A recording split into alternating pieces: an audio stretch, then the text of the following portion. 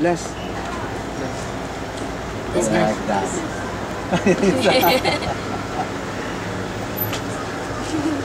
Sige. The feast of the Santo Nino is a special feast in the Philippines. As you know, the word Santo Nino, that's Spanish, that means Holy Child, and it refers to the Holy Child Jesus. Now, when the Spaniards came to the Philippines to colonize the country and to introduce Christianity, the first place they reached was in Cebu, and that's where they evangelized the people of Cebu. They were able to baptize the kinglet and the queen over there and some natives of Cebu.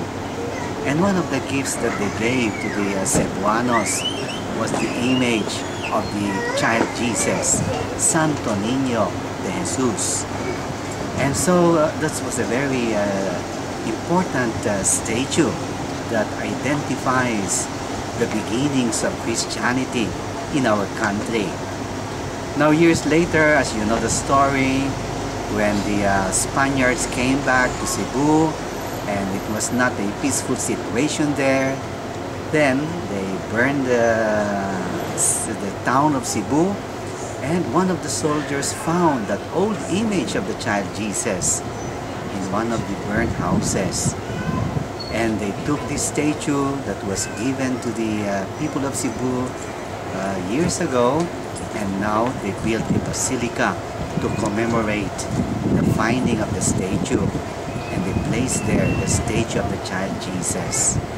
So when we celebrate today the feast of the Santo Niño, we are celebrating the beginnings of Christianity in the country, because as we said, that statue is associated with the beginnings of Christianity in the Philippines. There's another thing. That statue is of the child Jesus. Well, we know that Jesus grew up, Jesus died on the cross, but this statue emphasizes the childhood of Jesus, the child Jesus. That's significant, and that tells us something, to value children, to value the child.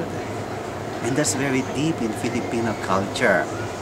That's why it's very sad with this RH law that has been now introduced to the country, the reproductive health law that has been passed last December, that promotes contraception.